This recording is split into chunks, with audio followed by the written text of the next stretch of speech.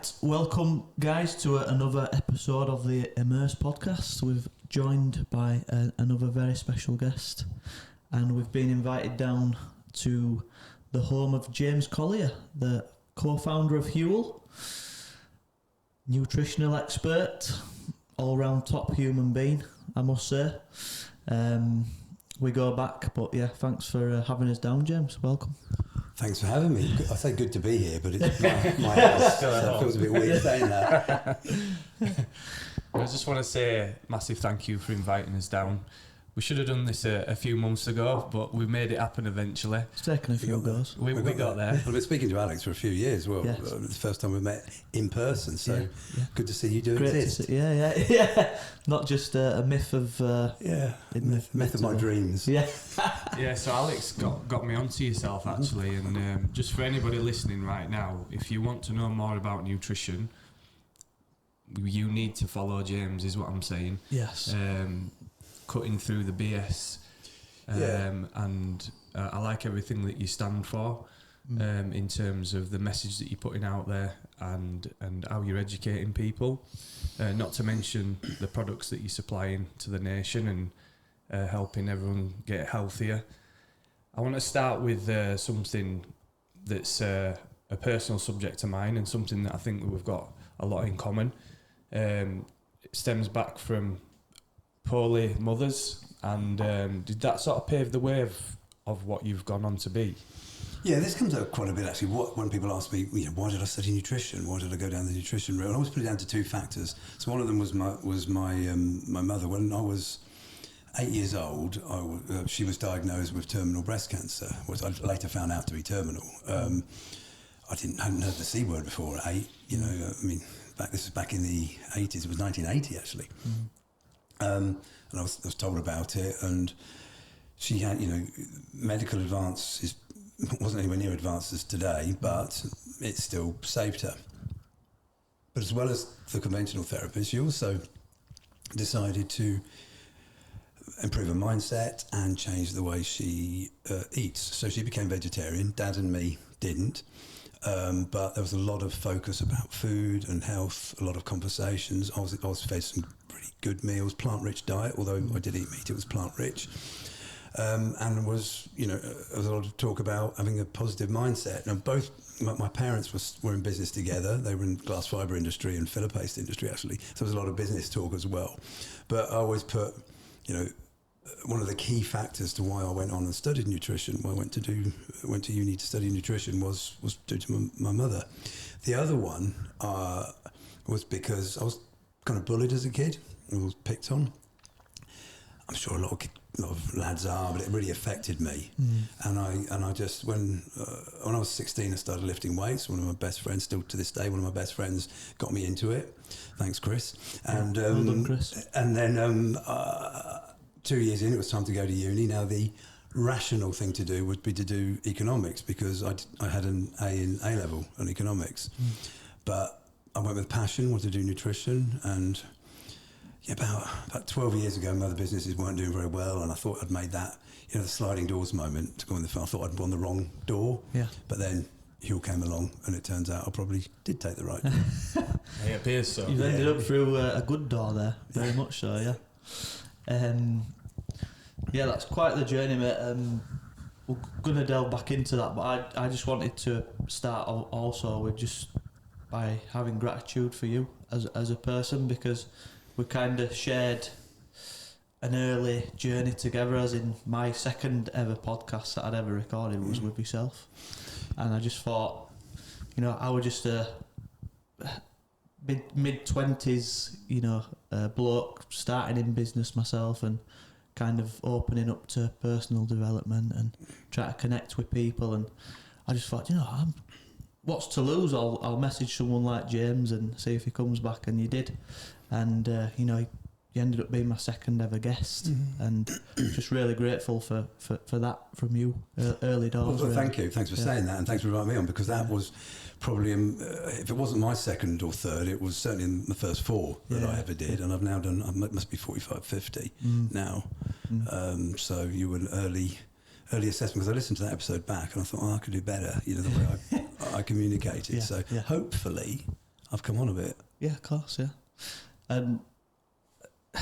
I wanted to bring I wrote this down that ties it in nicely. Are you into like stoicism a bit? I mean, on a benign, read the odd book, and I mean, the basic principles for what I understand about the philosophy seem quite useful. Yeah.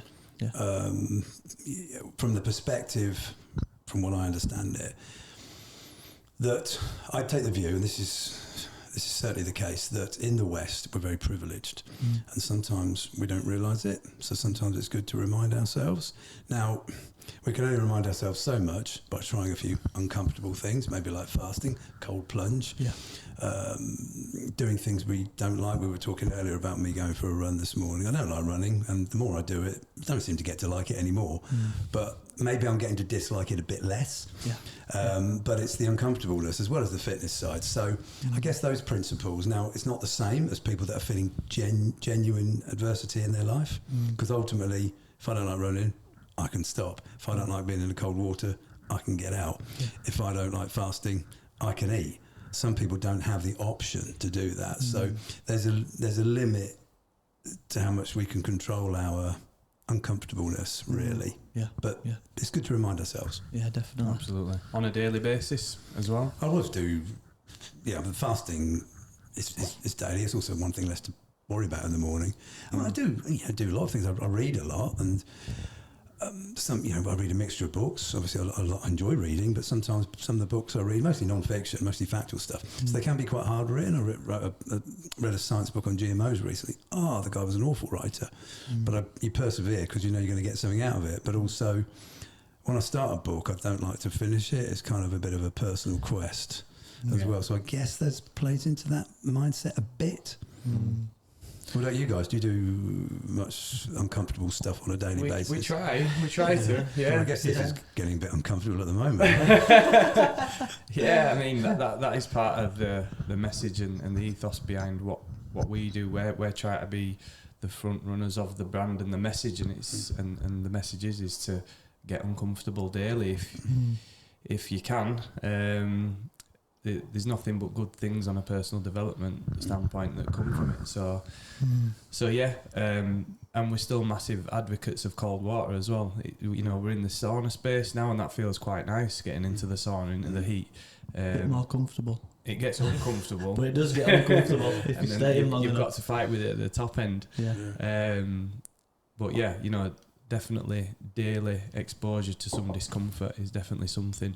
And you've just touched on fasting there. Is that generally the protocol that you sort of follow? Yeah, I don't follow a strict dietary pattern at all. Often people are surprised to hear that.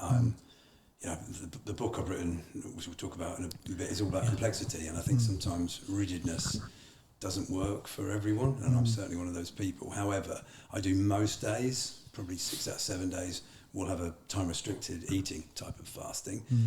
Broadly, I think I ate at 8 o'clock last time I ate something, and I'll have something, well, if you guys are here, we're going to grab something probably a bit earlier, but normally it'll be about 12, 1 o'clock before I have anything.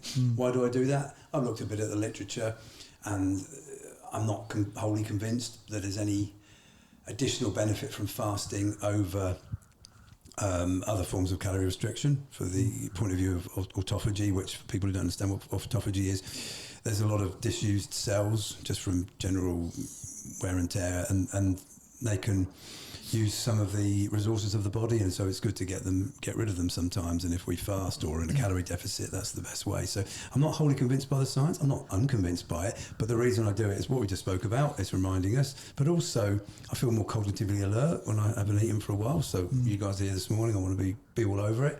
And it's also one less thing to think about in the morning, making breakfast. Yeah. It's the thing about making it work, isn't it? And I guess that's the message across the board to many people. We don't have to be as rigid, and we can use a bit more of a balanced overview approach rather than thinking, I just need an answer, just tell me what to do. It's like you've got to try and think for yourself and make it work for you. And it's also like, there's a short chapter 2 in the book about paying attention, about hunger signals and cravings. What is a craving? What's hunger? What's satiety? What's appetite? These are different words that we use when we're talking in a similar way, and it's good to acknowledge them and feel. If we feel hunger, is that genuine hunger? Probably not. Even if you haven't eaten for 18 hours, you're in the West. If you haven't been that active, that's not genuine hunger, really. It's just that it's time to eat. And, maybe if you have been to the gym, then you should have something. But I will try a longer fast this year, for sure. Haven't done anything more than sort of probably maybe 20 hours yet, apart from when I've been ill. But I will try probably a 48-hour or so this year, because just for that reason, just to remind myself and pay attention to the signals. Yeah. Have you done? I've done a 72-hour fast. Yeah, it's quite a lot of people are trying that at the moment. Yeah. Interesting, right? Yeah, really. I'm not sure whether I'd want to do it other than the mindset. I can see no physiological reason for it. You go on a hell of a journey with it. Let's just say that you go through like really intensive phases of feeling extreme hunger, but then also you plateau and think, actually I'm okay. And when I were researching it takes you back to like the sort of the primal sort of instincts of all your senses are heightened. So it's like, because you're like your body's seeking this next meal, as if you were back hunting back in there or whatever. So I could smell a bacon sandwich from 5 miles down the road. Okay. And all the colours were brighter, and it was just like, wow. So that's interesting. Yeah. And I should do that. Well, if I'm going to work on another book, there's a couple in my head, and one of them, perhaps co-writing with a friend, a neuroscientist friend, would be on the addictive nature of food and appetite and stuff like that. So it seems like a necessary. Can I ask you a question, Alex? Yeah. Were you training in that 72 hours? I was, but I scaled it back. Okay. I remember asking you advice on it, Dan, actually, because I think I was quite intensely training towards a particular goal at the time. I can't remember exactly what it was, but I was doing quite a lot of high intensity workouts, and I think I just peeled back the high intensity stuff. Yeah. So I kind of stuck to maybe just light runs, or maybe just a bit of a bodybuilding split at the gym or something like that. Yeah, cool. That's where it went for me. But it was a good experience. It's not to go near that lactate phase. I said don't go to that threshold where you're really revving it up, because you'll feel terrible. I would have thought. I've never done it myself, but I assumed that would be the case, just with the blood sugar levels depleting and the role of carbohydrates in the liver and they're not being present, where you're going to get your energy from, sort of thing. So that was where I was going with it. I said, I don't think you should do that. But obviously these things are to be experimented with as well, aren't they? Yeah. Do you know if there's any literature on that, James, in terms of training through fasting and what's... I'm sure there is. I've not come across it. I've not really paid much attention to the fasting space. I just cover it a little bit in the book. There's a lot of research on Ramadan, but again, that's time-restricted eating. It isn't prolonged fasting. And that changes annually, doesn't it? Yeah, exactly. Well? And especially if they live in Northern Hemisphere like here. Yeah. So there's quite a lot of research, especially at Ramadan time of year. Yeah. It was interesting. There was something... reviewed something the other day on football players who follow Ramadan. Right. I can't remember what perspective it was, but yeah. But again, it's not prolonged fasting. Like we're talking 48, 72 hours here. So there will be some research. I've not looked into it, and I will. What are your thoughts on the dehydration element of fasting and Ramadan? That's a question that I've been asked, and it's something that only through my own experience I can't really give anything other than my own perspective on it. And I don't think that training to certain levels without having a drink of water throughout the day is a good move. What's your thoughts? Yeah, well, interestingly, and if there's any Muslims following this, please correct me. But as I understand it, because obviously Islam originates along the Middle East and Northern Africa, it's pretty hot there, and it's okay for under some people's beliefs. It's okay to have water if you're an outdoors worker during Ramadan, during that period. Okay. And I stand corrected, but I've read that so that can be okay, because obviously it's dangerous, not especially in the heat. So, no, water would seem sensible if you're training. I mean, if you're not doing anything and you're not in a hot climate, then. But if you think about it, you're working outdoors in hot climate. You should be drinking every hour. So to go 14, 16 hours Seems quite extreme. Quite dangerous, yeah. More than extreme. Yeah. Yeah. James, I just wanted to take it down. I was talking to Dan on the way down. I was saying, I would describe James as one of the most balanced people in terms of everything, really. So, like your diet, your approach to business, just from what I've seen of you and spoke to you in the past. And I was just kind of comparing me 5 years ago when we first spoke to where I am now, and there's been a hell of a lot of change. And that's what I was going to say earlier, like the Stoic quote was, the only thing permanent is change. Okay. And I've got another quote about change. Go on. If things don't change, they'll stay the same. Most useless quote ever. But it's not actually, is it? Yeah. It's one to think about. Yeah. Repeat that one again, maybe. Yeah. So, okay. What I'm saying there is, I remember you sent me a load of Huel products, if you remember, to try. I kind of said, like, I'm going to go 30 days with Huel and nothing else, just to kind of go on a bit of an experiment. And I think at that time, I was predominantly, like, going towards a plant-based diet. Okay. And more, I was looking into, I think personally it was more from like let's say a more of a spiritual, environmental side of things. And I was kind of going on that journey. But now I've like found myself almost like on a carnivore diet. Okay. So what I'm saying is, but what you was back then, you still have kind of the same sort of views on nutrition as you did back then, in terms of, you know, you ethically source your meat, you try and keep the consumption of meat down. You've gone on a journey to get to that point. What I'm trying to say is, what did you have to go through to get to that really balanced view that you have?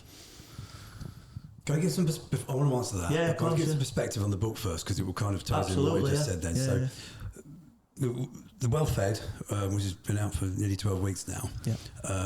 It's about a multi-pronged approach to what the food choices we make. It's not a diet book. It's a book about the food system, but there's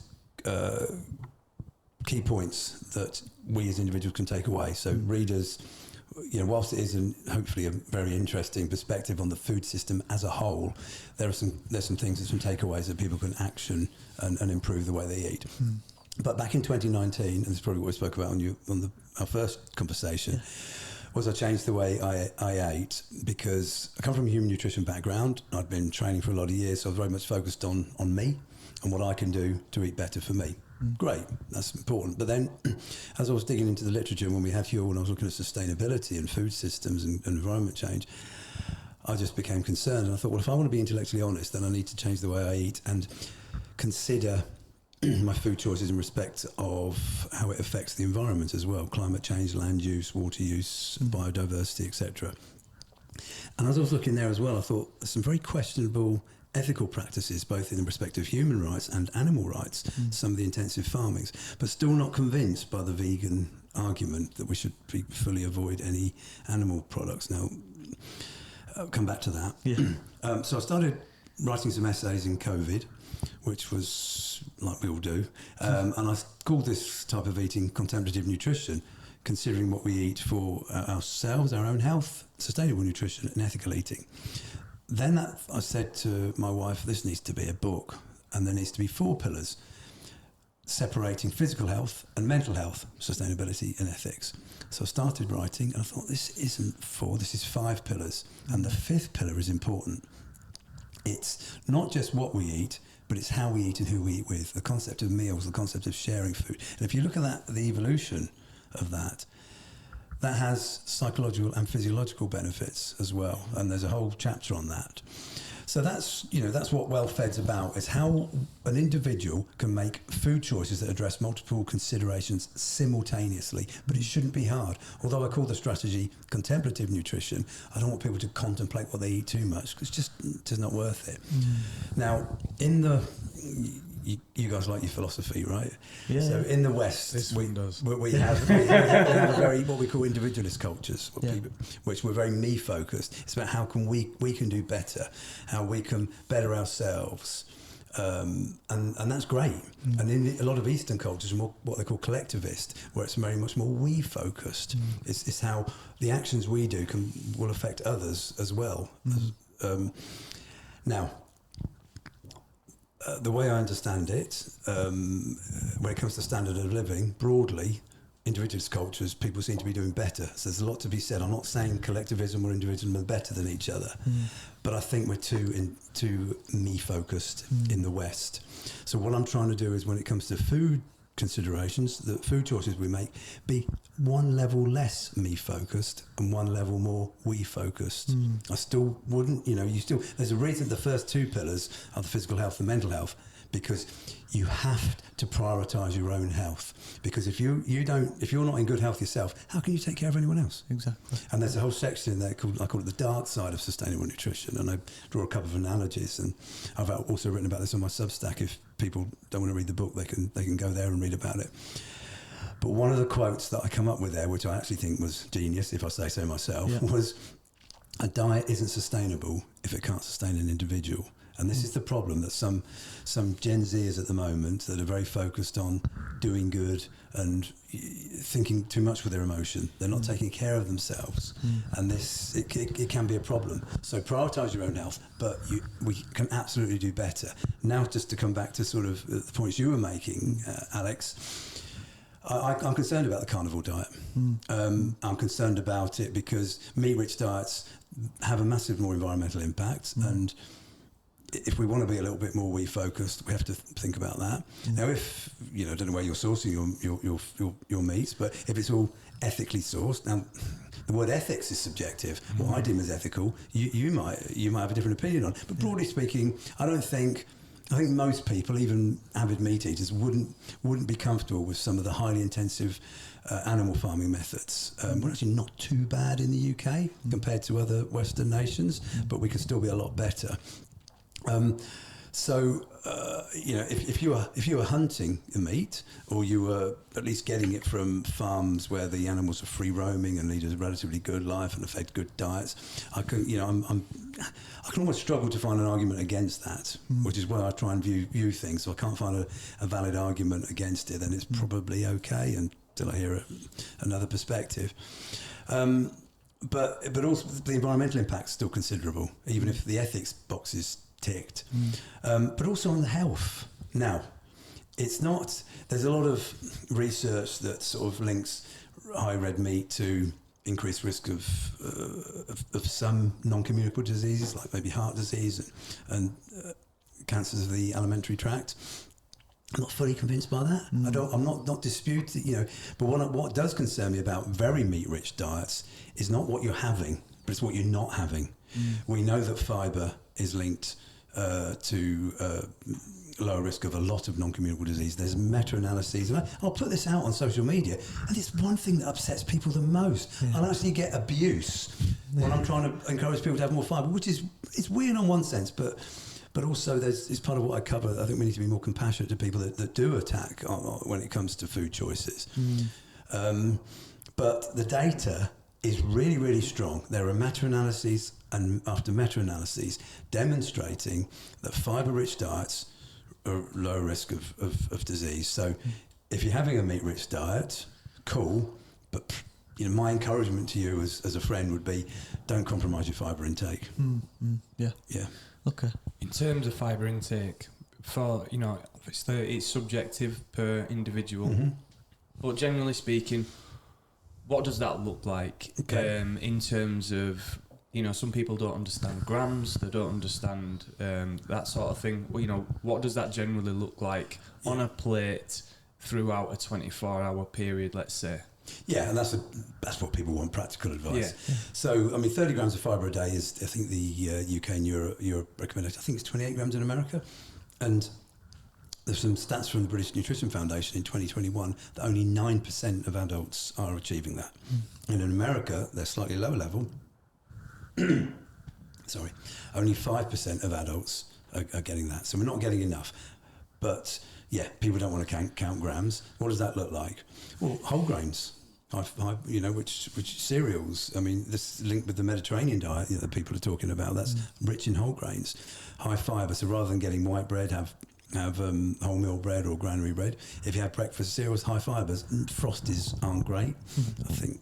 But things like Weetabix, shredded wheat, porridge, oats, granola. Sure, there's a bit of sugar on granola, so be cautious of that. But you're getting the fibre in. And what about fruit and veg? The 5 fruit and veg a day. That's the minimum people should be having.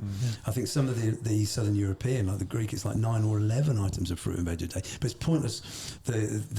The government putting out that recommendation in the UK because nobody's going to follow it, and people aren't even following the fibre day. So get the fibre day. Nuts and seeds are great sources of protein and essential fats as well, depending which ones you have. So can you have a snack of nuts a day? Very satiating as well. If you have some nuts and chew them well, you're less likely to have other foods. Sure, they're quite calorific, but also there's issues like calorie availability and satiation. So if you do that, you'll be well on towards getting a high fibre intake. Yeah. I think that's it's the confusion, isn't it? I think what we need to help people with, because then there's another argument with that, and it's like, oh, but what about all the pesticides and herbicides and things like that? So it's like, well, I do believe that the quality of the fruit and vegetables now have declined over the years. So where do we get that from? So I covered it in the introduction. Actually, I've got a subsection called declining nutrition, where I actually look at the nutritional value of some of the crops and how it has declined. But I don't want to put people off, because people aren't even consuming the stuff. Yeah, that's it. Yeah. So I think it's a smaller point. Like pesticides, herbicides, brilliant. We need them because agricultural output. Can they be done in a different way? Maybe. This is where agricultural systems. I'm just trying to get people to. It's complexity here. Organic needn't be better, because you can get lower yields, which means the farmers have got less stable supply, and they can so-called organic fertilizers can have toxic effects. Just because it's organic doesn't mean it's good. Is there an overuse in some intensive arable farmings? Most probably. That's affecting things like soil health, which then can translate to the mineral content of the crops we eat. And if you feed them to animals, can translate to the mineral content from the meat we get. But part of what I talk about is the future of food systems, and regenerative agriculture space is really, really interesting. We're using more traditional ways of farming, using modern technologies. This is really interesting. I'm actually going to go and look around one in about 3 weeks. And I've been around one before just to see how different these modern regen farming methods. But that doesn't mean we should be doing away with intensive farming. We should be doing a lot less of it, but we've already got these fields. And if we can try and find a way of replenishing some of the minerals within that and confine it to certain areas and have a mixed farming system where there's some intensive arable farming. We should be doing away with intensive animal farming, absolutely. But and then using more regen technologies in other ways. That helps. But yes, I don't want people to be scared of buying a different fruit and veg because they fear the quality might not be as good as it used to be, because people just aren't buying it. Let's just get people having fruit and veg wherever they're getting it from. If they are concerned about some pesticides and herbicides, wash it before you consume it. Yeah. I'm just thinking about when me and my wife walk around the supermarket now. And do you go shopping together? Yeah, we do, yeah. Good for you. Yeah. We don't. No, I leave that to Mel. Let me be honest with you. Yeah. We used to shop together and it'd end up in an argument every single time. But now we're kind of where you were going with this. We've kind of come together. We're kind of on the same, on the same ship now, which is nice.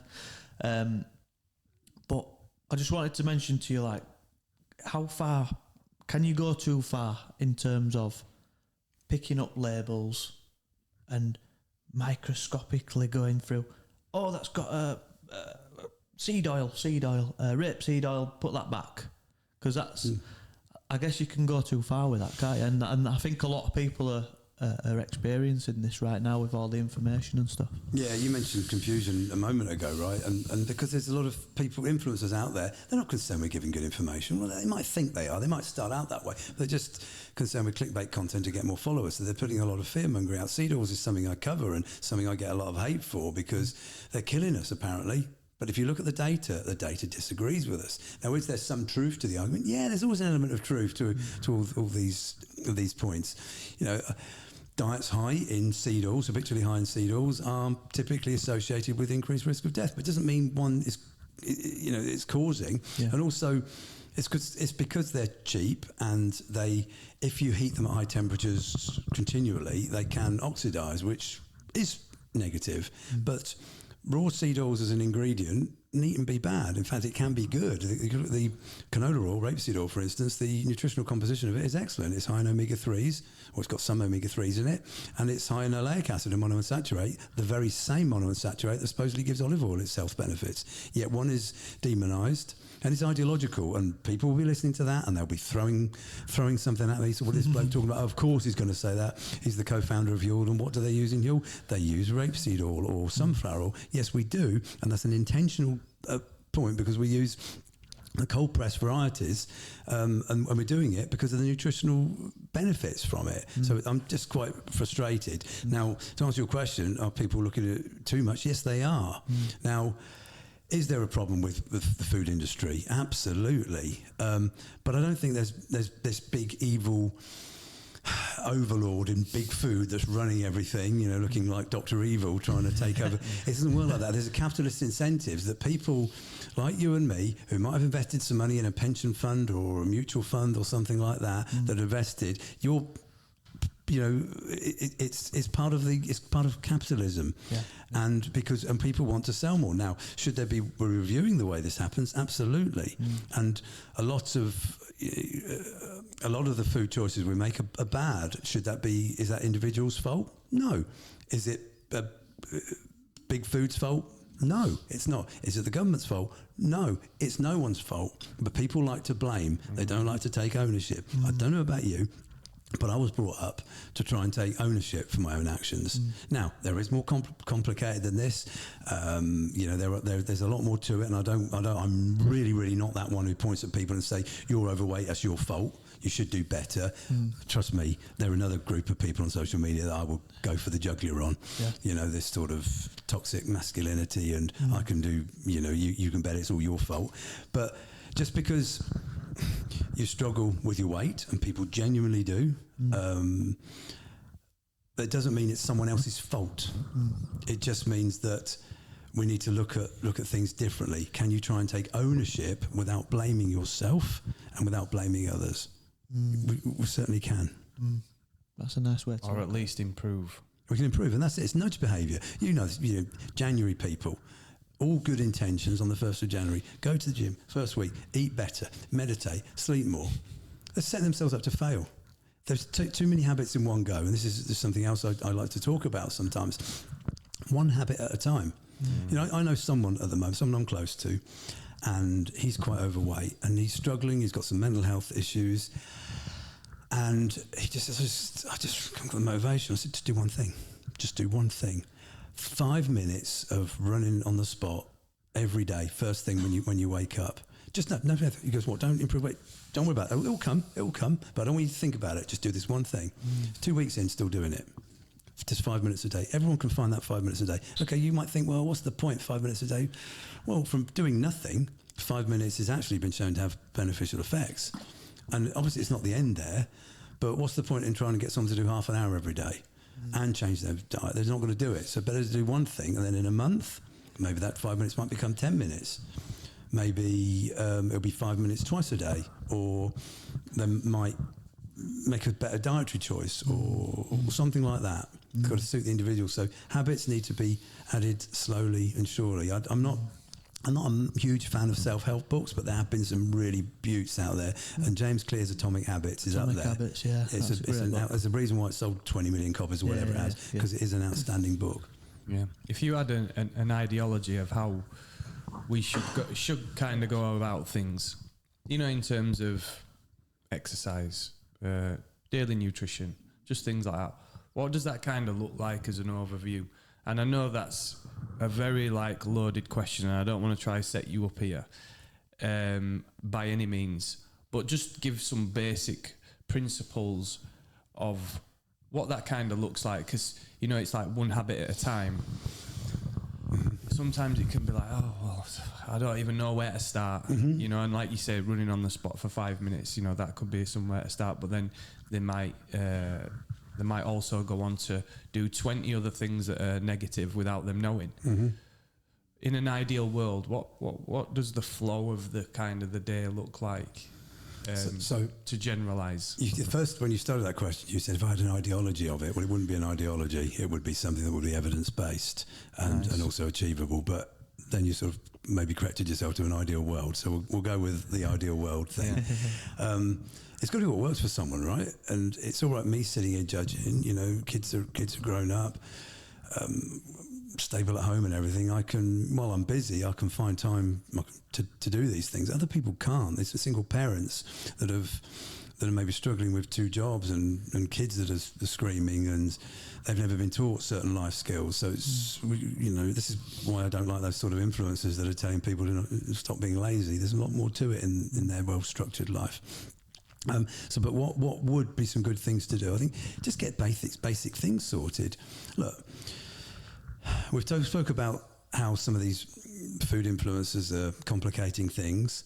Just a phrase I use, another phrase that I've come up with in there is nutrition science isn't rocket science. We all know, broadly speaking, what we should and shouldn't be eating. Sure, there'll be some nuance, but individual foods shouldn't be thought of as good or bad or healthy and unhealthy. Diets can be unhealthy or healthy. But you know, if let me give you an example here. If you have KFC, McDonald's, Burger King every day, but on the Saturday evening you think, oh, I've not been very healthy this week, so I'm going to have a walnut salad with salmon and drizzled with extra virgin olive oil. Is that really going to undo all the bad work? No. Let's flip it. Let's say you have a healthy, whole grain rich, oily fish rich, plenty of fruit and veg all through the week, but you have one big Burger King on Saturday. Is that going to undo all the good work you've done? No, it works both ways. So this is it. Don't view foods as good or bad. So I realise I'm not really answered your question yet, Dan, but it's about, you know, broadly speaking, making healthful food choices. Roughly speaking, have 2 or 3 meals a day. Where you can, prepare the food and enjoy it with other people. The benefits there, but that's not going to suit everyone. Then you can make otherwise healthful food choices. If you're on the rush, then Huel is a great option. And that may or may not be every day. It just be a couple of times a week. That's how the products work for people. As far as exercise goes, well, what works for you? If you're doing nothing and you're doing the 5 minutes running on a spot a day, that's amazing. That's the biggest change that someone who's training 4 times a week decides to add an extra half an hour in a week. They're not going to notice as big a change as the 5 minute a day individual. So it's about what works for you. Can you fit going to the gym 3 times a week? If not, can you go for a quick run around the block 3 times a week? What can you do? And there is no one size fits all. The key is adopting certain habits, but I'm really big on the idea of don't just say I'm going to do all this. Sure, I could point to individuals where they have this mindset where they've been very slovenly and unhealthy for all these years, and suddenly something clicks and they do everything. That's very, very rare. Don't idolise these people. I mean, it's good to have them as motivators. Sure, it can be motivational, but do one habit a day. And if you do one new habit, and do it every day, but try and adopt it maybe a new habit every month. By the end of the year, you've got 12 new habits. How many years have you wasted trying to do everything in January? And if you've got 12 new habits by the end of a year, that's going to be life-changing. Yeah. How do you feel about tracking calories? Because I know quite a lot of people that are, you know, pedantically tracking everything to the gram. You know, what are your thoughts there? Do you think it is useful? And to what degree do you think it's useful? So, as always, I'm not going to give a black and white answer there because I don't like black and white. I like you, James. You're my guy. So I've written 2 articles on my Substack, which people might want to read in this. So they're into calorie tracking. I urge you to read them. But I'm going to say, if it's working for you, continue doing it. But be aware of its flawed nature. We use the Atwater system that some people may have heard of, which is where it's 4 calories per gram for protein and carbs, 7 for alcohol, 2 for fibre, and 9 for fats. all sounds very accurate and scientific until you read it. How they come up with these figures. Protein, every single amino acid has a different caloric value. Bet you didn't know that. And in this article, I've actually listed them all. And what about and carbohydrates can be all over the place, from sugars that you absorb at a high amount to some fibres that which is technically fibre is structurally a carbohydrate, yet we put 2 on it. But what other type of fibre? And let's talk about fats.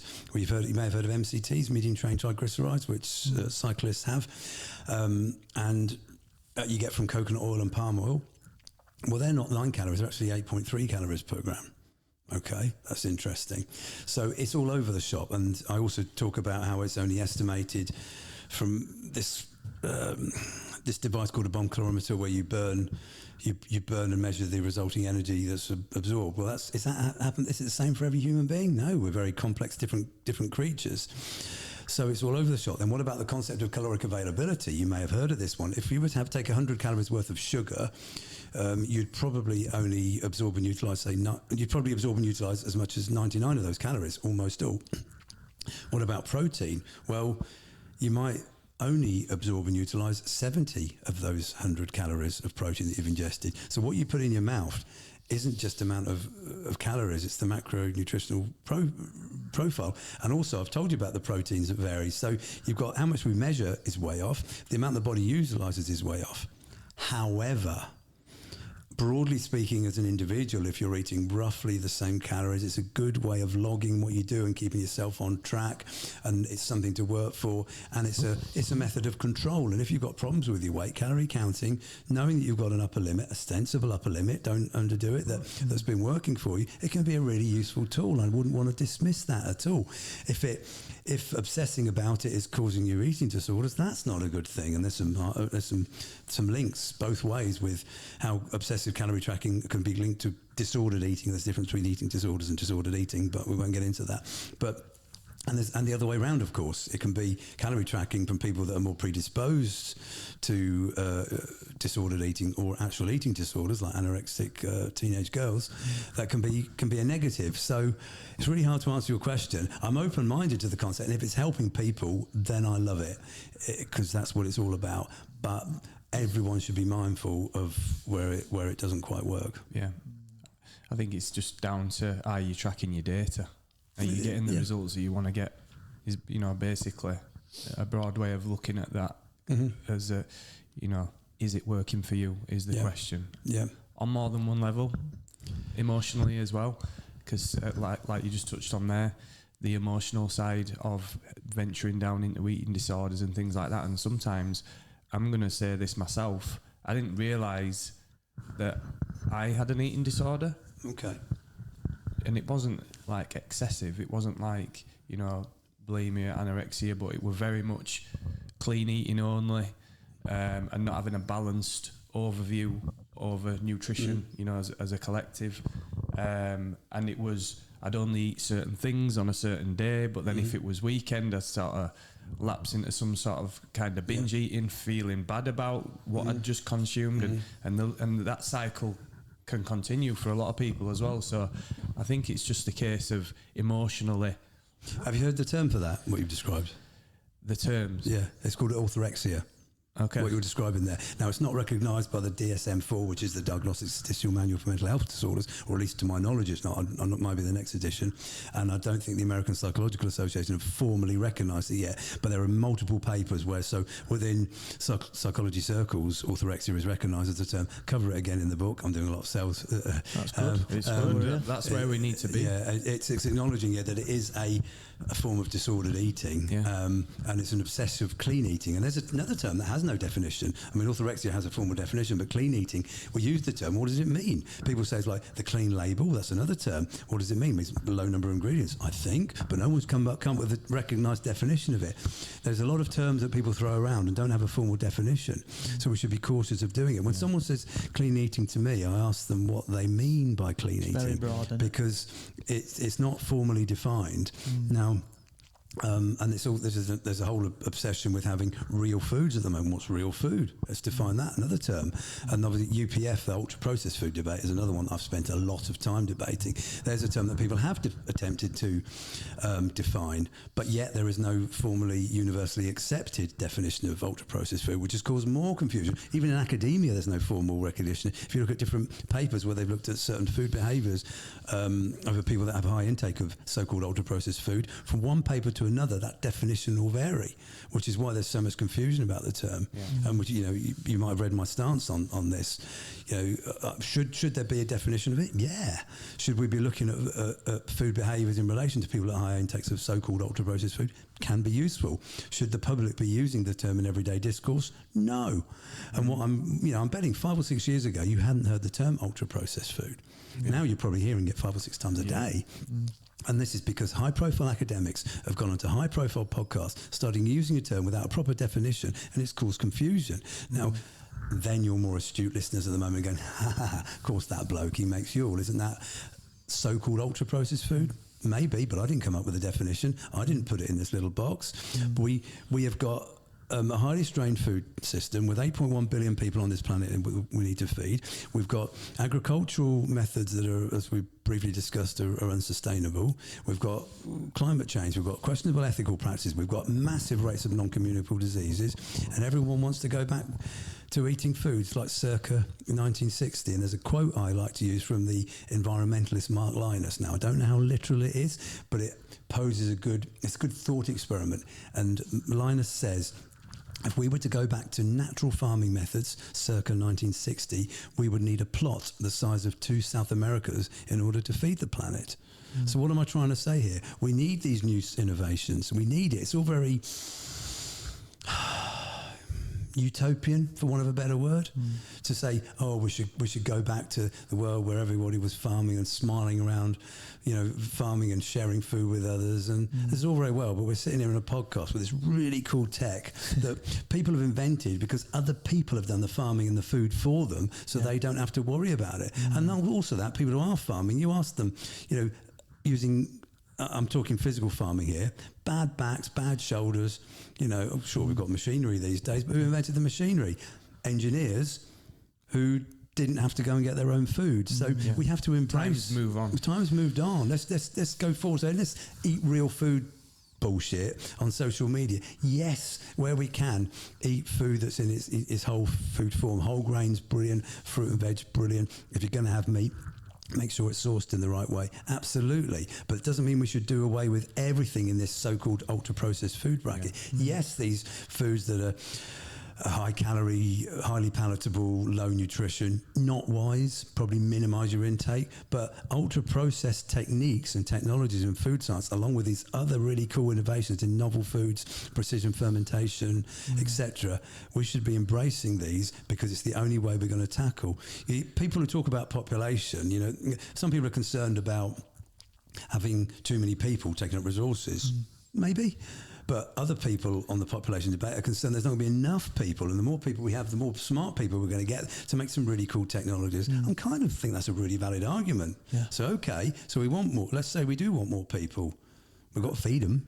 How are we going to do that? How are you going to, I say to the real food advocate, how are you going to do that then? What's your solution to trying to mitigate the problems of the food system, multiple problems?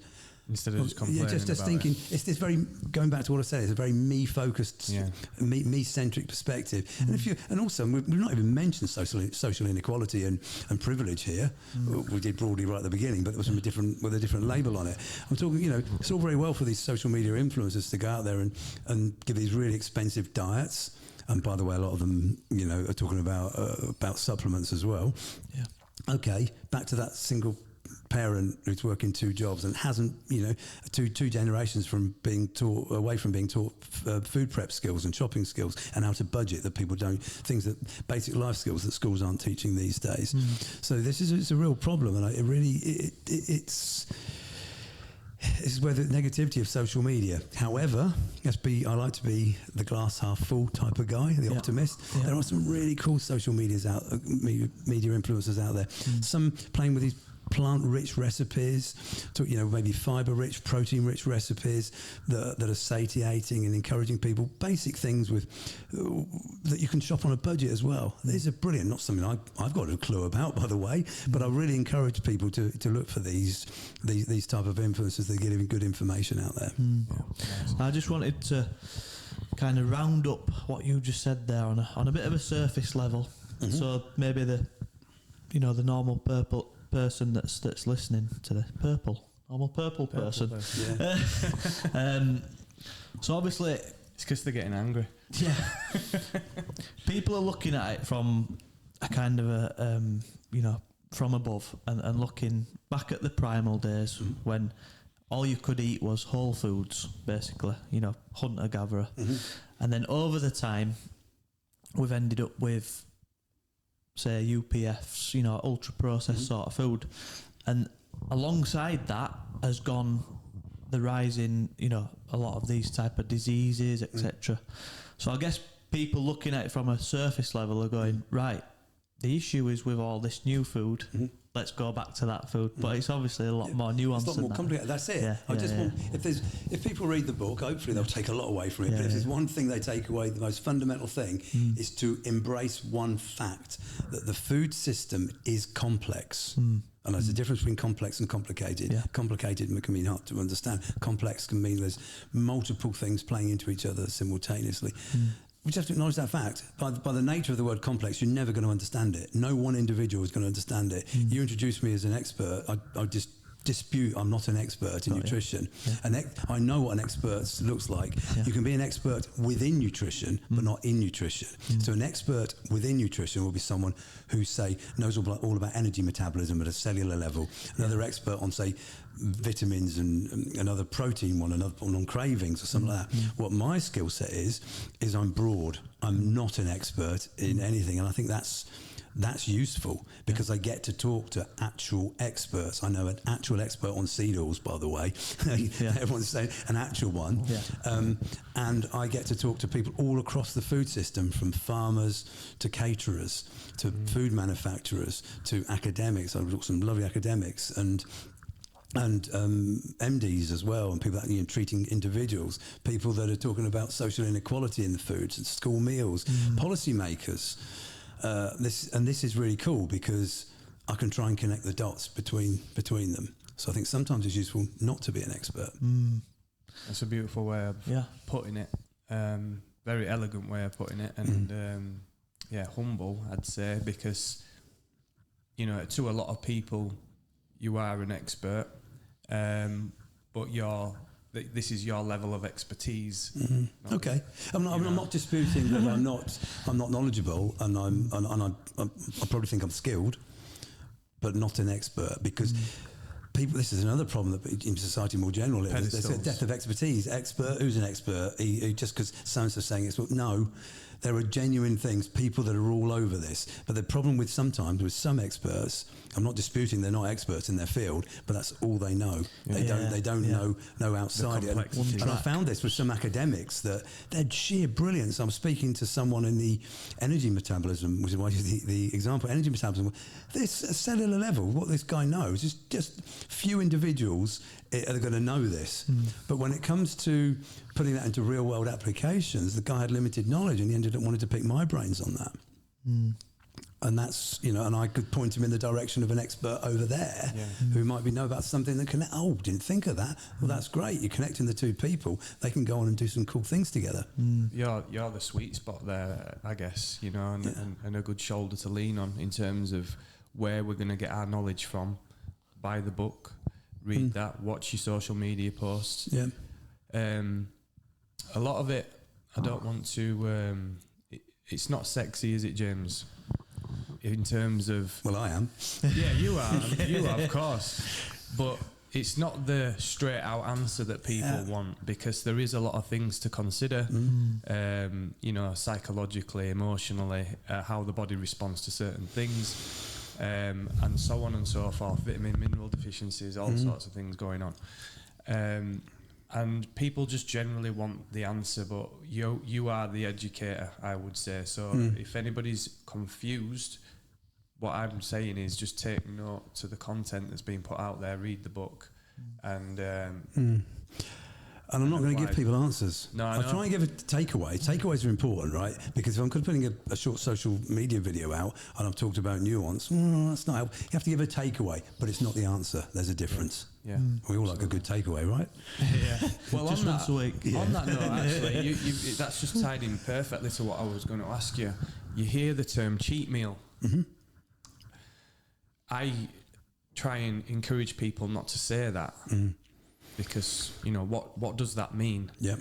And what are you saying about the phrase cheat meal? I agree with you. It's not a helpful phrase. I mean, I have used it when I was in the bodybuilding days and I was advising bodybuilders. We'd use the term cheat meal or cheat day. Well, it shouldn't be a cheat, like I said earlier about diets and eating habits. They can't be good or bad. It can just be part of a whole regime. But if somebody wants to frame it, here I go back again. If somebody wants to frame it as a cheat meal and they're rigid and they can have that and that's what they want to call it, that's cool. If it works. If it works for them, again, if it's a framing thing, I wouldn't push the perspective widely though, you know, of cheat meal. I kind of agree with you, Dan. Yeah. Okay, cool. I just want to do a little quick overview. So again, it's just your quick fire opinion. Quick stuff. Can we do that? I'm just talking about complexity. Yeah. No, we do quick stuff. Things don't match well. Just a quick overview and your thoughts on carnivore. Look, I'm open-minded to any diet strategy, and if people think it's working for them, I'd still have a big question mark over it. The people haven't been doing it this fastidiously for long enough yet to know if there's any long-term effects. So, look, it's not for me to judge someone else's eating, and who am I to tell them if they're eating a carnivore diet and they feel great? Who am I to say that? But I'm concerned about their own health and also, obviously, the environmental impact on that. And, you know, if they're sourcing their meat ethically, I'm one level less concerned. Okay. Vegan, I'm much more open to that. I think in the modern world, people can absolutely eat a fully healthful vegan diet. As long as you're not pushing your ideology onto others, and ideology is the right word for veganism. It can be a good ideology, but it's still an ideology. Yeah. So from a health perspective, individual, brilliant. It can be, if it's done correctly. Again, remember what I said, a diet isn't sustainable if it can't sustain an individual. Nice. So make the right food choices. Quick one on that. What about the environmental on the vegan? Vegan, I mean, it's positive because it's low carbon, but we know that plant-rich diets, the less animal-derived calories one has, calorie for calorie, plant-based diets are much better. So you're going to be doing much better, yeah. Right, okay. Intermittent fasting. Open-minded to that. We've discussed it a bit earlier. Yeah, it suits the individual. If you're a hard manual worker, be cautious. If you're the likes of, you know, me and you that are more focus, you know, on a computer or travelling a bit, then you're going to be fine. We live in the West. There's food everywhere. Yeah. Okay. Carb cycling. That's a different one. If it works for people, right? I'm open-minded to that. Again, it seems quite anal to me. You know, you're counting your number of carbs, or are you just having foods that are low in carbs some days and higher in others? I don't think there's any unique benefit from it. But if it's a method of control that helps you eat better and you've got an otherwise poor diet, then I'm open-minded to it. Vegetarian, finally.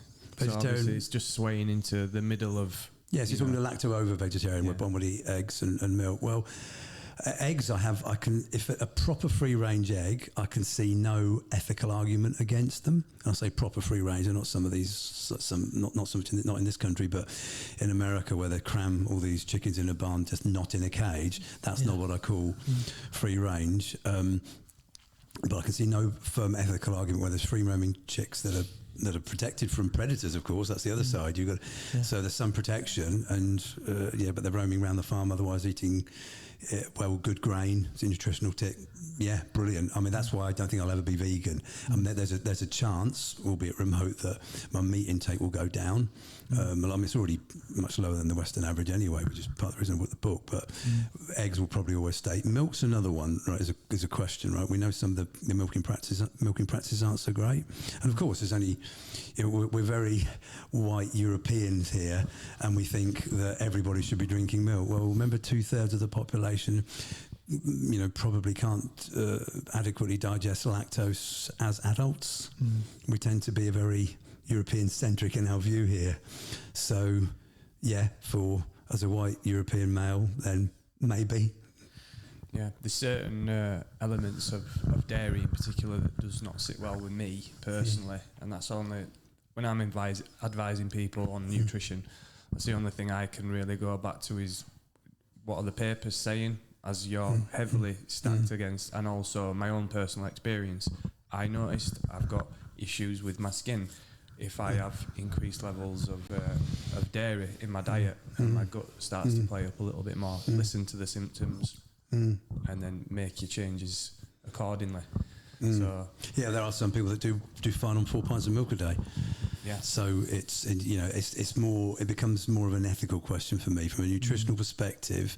If there's no issues, I can't see so much of an issue.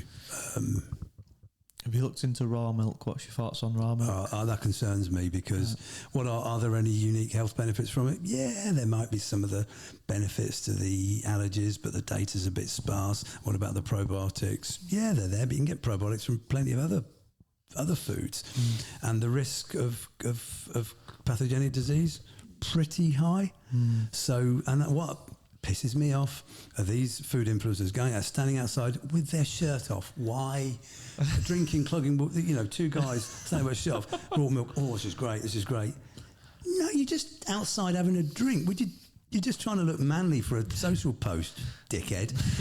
That's what annoys me. If you want to have raw milk, and if you're going to feed your kids to it, that's very questionable. But if you're an adult and you want to, you want to have raw milk, then okay, who am I to judge? But be aware of the risks and don't be fooled by social media influencers trying to look all manly, telling you how great they feel on it, because there's no. I'm not saying there's no unique benefits. There are, there are some, but they're small, they're tiny, and you can get that from anywhere else. That's tomorrow's social post off the cards, mate. Never mind. We better delete that. Yeah. It's already banked, waiting to go. On schedule. No, it's good to know. What is some of the most triggering BS that you're seeing at the moment? I'm trying not to be triggered by this stuff because I'm trying to be more compassionate. But when you're passionate, but passionate. But I'm also. But part of my passion is realising there's probably not got long enough to go into this, but there's a reason why people are so ideologically committed to food and what other people eat for multiple reasons. And this is, and I'll touch on it actually before we're there. You look at the word, one of the very common word that we use these days called culture. The word culture, we use it when we talk about how we behave, how we speak, how we dance, how our food choices. But actually, if you look at the etymology of the word culture, it comes from the tilling of the land for food, the acquisition of food from the land. Think about another word, cultivate. Sounds very similar, right? They've got the same etymology. And then we've got agriculture, which means getting food from a field. Now, if the very word culture is how we behave and it comes from our food, that shows you that we're more invested in our food choices than just a bunch of nutrients. It is very much our makeup psychologically and philosophically as well as physiologically. So we shouldn't dismiss that, and that's one of the reasons why we're so committed. That's why there's different cultural foods over the world. And I cover this in chapter 9, my favourite chapter in the book, actually, about the link of culture. So maybe we should be more compassionate. And as well as this, you get people that have felt crap. They've been making bad food choices, bad lifestyle choices. They come along and watch their favourite influencer and say, for example, a carnivore advocate, tell them to go and eat these foods. They do it and they feel a bit more energy, so they start exercising. So they feel great. And then in 3 months, they feel great. They've lost all this weight. Everyone's telling them how good they look. They've got more energy. They're motivated. well, you want to tell everyone about this, don't you? You want to say, look, oh crap, I felt. Look at me in 3 months. Look at this, you know. But that can happen same with the vegan diet. Mm-hmm. So I can see why people want to tell everyone and why this is the only way. And it's just more complex, more complicated. Yeah. It's more broadly so. Yeah, how did I get onto that? I was talking about what bullshit? What triggers me? And anybody that talks in black and whites, absolutes, food fear mongering. This whole concept that I'm working on at the moment. I'm writing a long essay, probably be 3 parts on my Substack, and I'm calling it nutritional populism. You know, the political mindset of populism, where there's the anti-power. You know, we're concerned of everyone in power, any institutions. Don't trust institutions. You're hearing it a lot at the moment. Don't trust your doctor. What did your doctor know? And don't trust this politician. Look at them. But on the other side, they put all their faith into one small group of individuals. This works in nutrition. Don't trust your doctor. Don't trust the health service. Don't trust the government. Don't trust big food. Hey, but so-and-so, social influencer, look what them. I trust them. Look at them. They got the answer. They literally say, "I have the answers. I'm healing people." Messiah complex. That concerns me. So this whole issue around that sort of narrative. Don't trust institutions. That concerns me. A more wider thing in health, but it's particularly prevalent in nutrition. And the articles I'm writing are going to draw an analogy to the politics. And where this has come from. And COVID's made this worse, right? And I get it on some level, right? The way the government's handled COVID was very questionable. I'm not saying that the policies were reasonable at the time. And if I'm kind of Bayesian in the way I view things, and Bayesian reasoning is where we look at we make our decisions based on the most available knowledge available to us at the time. So on some level, some governments were quite Bayesian, so they were reasonable at the time, but it doesn't mean they were right. And also, you know, should they have opened the schools sooner? Almost definitely. Should the vaccinations been rolled out in the way they were? Almost definitely not. I'm not saying the vaccine, you know, I'm not an anti-vaxxer. I've had the COVID vaccine myself, and the evidence is pretty strong. Don't want to go down that rabbit hole. But the point I'm making is not the science, it's the way it was handled by them. So I get why people are fearful of health at the moment and aren't trusting doctors. But doctors are just, you know, they've only got the information they know, and doctors make mistakes. And there's enough conspiracies that turn out to be true, but doesn't mean that it doesn't mean that, broadly speaking, the general accepted narrative isn't the correct one, you know. And this whole conspiratorial thinking, this populist mindset really concerns me. And which is, you know, you mentioned very kindly about the sort of content I put out. If you notice, I haven't got a huge following, got a reasonable following, but not huge, and I'll probably never get one, because one thing we spoke about, I'm not giving black and white answers. I'm not black and white answers. You're not giving them what they want. That's why I was saying. Yeah, and it's not sexy. It's not sexy, and I'm doing so. But it's right. Yeah. It's the truth. I'm trying to put truth. Even the word truth is a black and white term that I try and avoid using. Elements of like an evidence, overview. An overview. And you notice, although my content's all different, I'll talk about the benefits of chocolate, I'll talk about what a craving is, I'll talk about agriculture and food systems, I'll talk about why you should eat bananas, and they're all, you know, or I might review a recent study that's just come out. I've got one coming out on pickle juice and energy video in a few days. And you know, there's a lot of different topics, and that's because it excites me. I don't want to be. I'm not. You know, Dr. Rids, who's got a huge following, he's become a friend. I love what he does, and he's a debunker, and he does that and go head to head with him. Mate, you're a friend. You crack on. You do that. You're doing a better job than I'm going to, and I haven't got his balls. Maybe you know, I haven't, and I don't want to be this debunking guy. I'll debunk an argument, but not with an individual saying it. So the carnivore diet, I've spoken about a lot, and even get hate when I'm actually said I'm caring about people, which is just weird.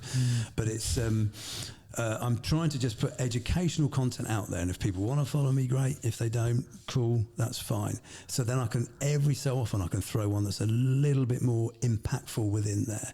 Ironically, the ones like 7 Reasons to Eat Bananas do really well. Low effort for me, and do really well off the back of it. But also really just, I mean, it's beneficial, but it's not really that useful for people. Let's be honest. Yeah.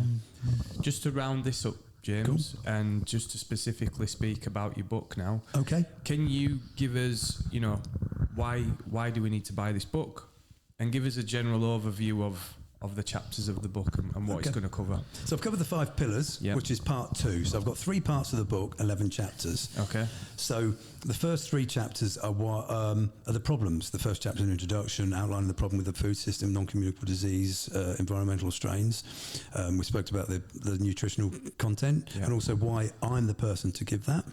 The second chapter it's actually a lot of the second chapter got cut by my editor before, because it was about cravings and appetite, and she was right. It was what I had was really interesting. It was kind of too deep, too scientific. So that's going in a future book. I'm not chucking that. That's great stuff. But it's a shorter version of what a craving is, what an appetite is, why we choose the foods we do.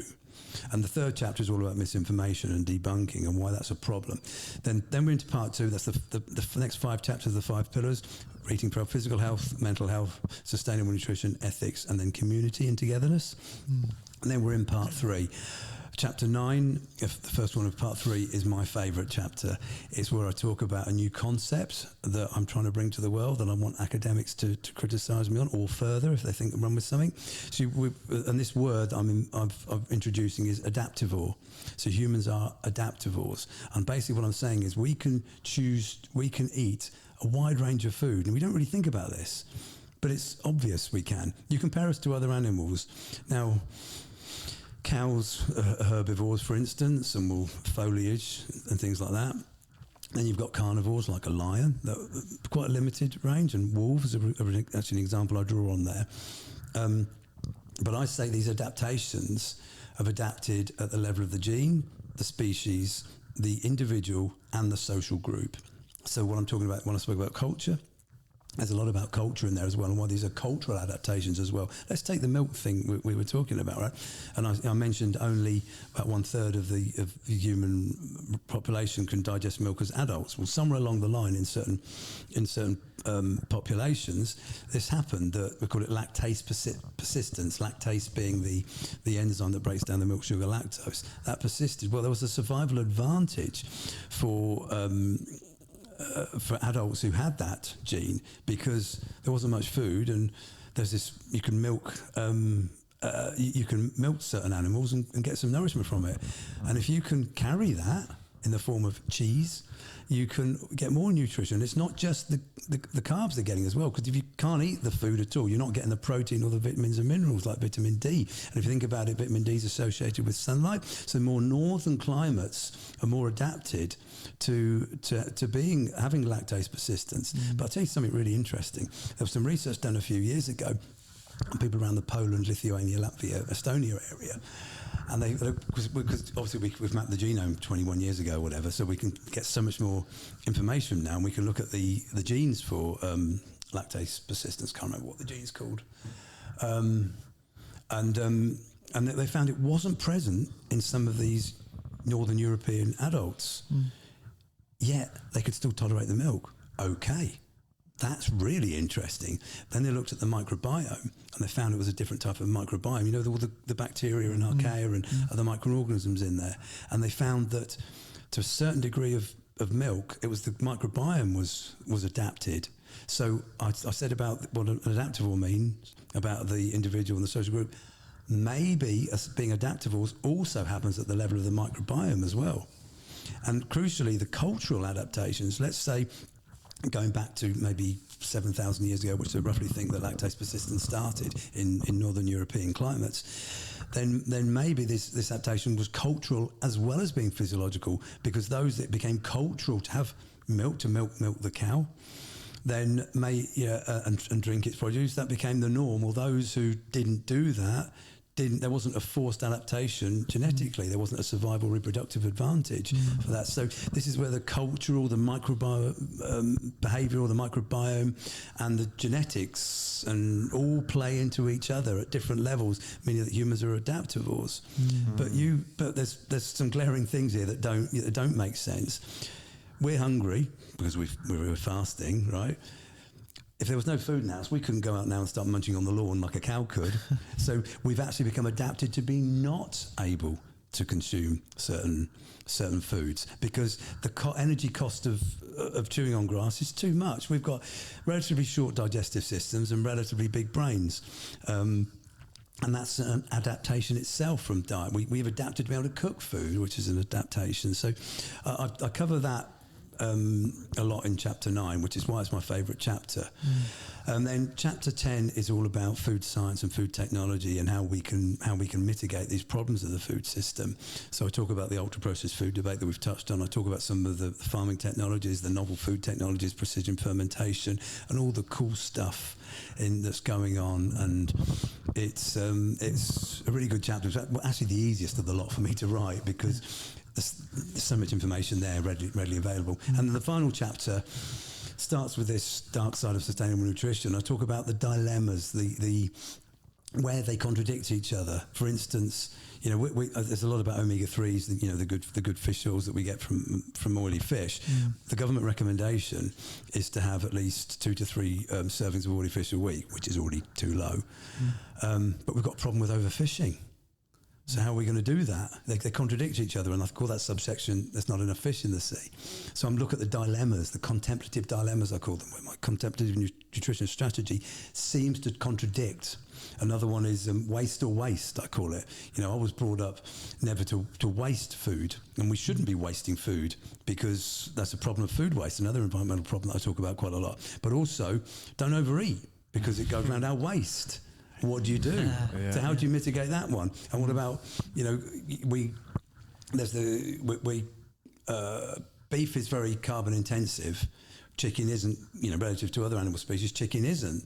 So should we be eating more chickens and fewer cows? Well, if we're a consequentialist and take a sort of utilitarian perspective in philosophy, we want to do minimal harm. So we kill more chickens or one cow. And I'm not providing an answer. I'm just saying there's a dilemma there. If we care about carbon, or do we care about individual creatures? I just want people to think about that. That's all. And I'm not, of course, the plant-rich diet. So I bring it all together, and everyone will be pleased to know that at the end of each section of most of the chapters, there's some key takeaways. And what have I done in the final chapter in the second half? I've consolidated them all into 20 key actionable takeaways. Things like tips to reduce food waste. There we go. How to increase omega-3s, how to eat more fibre, how to watch out for inflammation, how to eat more sustainably. And broadly speaking, the takeaways are limit your animal-derived calories to around about 10% of your energy intake over the course of a week. For perspective, the Western average is 28 to 30%. Avoid pretty much wherever you can intensively farmed animals, but prioritise what you eat for your own health above all else, and enjoy your food. That's point number 20 of the 20. Enjoy your food. Yeah. Not to completely disassociate with setting goals and life towards what's ultimately the most important thing, which is to fuel ourselves. It's impacting generations, isn't it? In terms of our lack of knowledge. That's something that I'm passionate to push, and that's why I really wanted to. I said to Al, we need to get him back on. I want to speak to him again. We need this message pushing a lot more, and we need the education to be expanded on this subject and be more aware of what we're consuming. Yeah, absolutely. So I think it's, like I say, just rounding that up, James, I think it's really refreshing to see someone like yourself giving it, like I said at the start, a really balanced view on everything. And it's like you say, there's all this like elitism and poisonous sort of messages that are out there at the minute, and someone like yourself who has taken the time to look at the data, the logical side of it, the science-backed evidence. I think it's just massively refreshing, mate. So be careful who you listen to. That's my message. Just something else popped in my head, quite an interesting one. We talk about this perspective that social media influencers are saying about eat real food and this sort of ancestral type eating. Did you know there's a correlation with the wellness industry there and pushing supplements? So while they're saying eat this sort of ancestral trial, they're actually pushing a supplement. There's a direct correlation. So a lot of the influencers doing that will be pushing supplements, maybe part of an ideology, or maybe they're financially linked. That's interesting. So eat what I say, as long as you buy my product. There we go. Or subscribe. Or buy my book. And I know, and I know that you're doing that, and we all have an agenda, Yeah. so to speak. That's- We have to pay, we have to pay bills, don't we? We do. But it's doing it in the right way. Yes, we're right, and that's actually one of my, when I talk about there's 10 watch outs for who to watch in the book, and I've covered this elsewhere. One of them is be transparent about your conflicts of interest. You're going to have them. Everyone has them. Yeah. I've got a glaring one with my role at Huel. But wherever I mention Huel, which isn't very often, I will put, I have to legally say that I'm an investor and co-founder in that video. But even when I don't, there's still in my bio, as large as anyone can see, what I do. So just be transparent about it. That's all you can be. Yeah. It's okay to have them. If these influencers are selling ebooks, great. Just be honest. Exactly.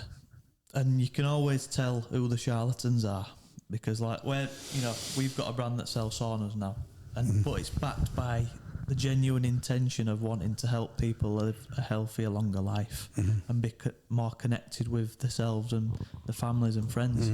And I think you can tell who the real ones are. They hide behind a lot of fluff and bullshit, basically. And just be honest. Just be honest, and sometimes be honest about the things that aren't so good as well.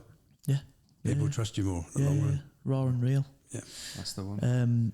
I just want to point people to, I think we'll start to wrap it up there really, James, but point people towards the first conversation that me and you had. Yep.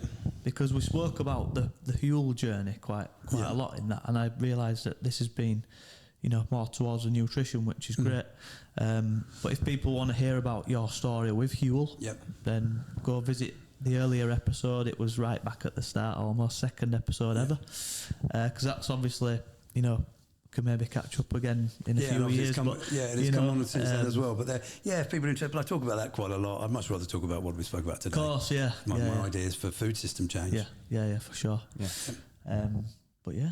Thank you. Thank you for having us down at your beautiful home, and continue doing the good work. Yeah. Thanks for making the trip down and for having me on. Thank you for your privilege. Time. Yeah, we really appreciate it. Thanks, guys. And go buy the book. Yeah, buy the book.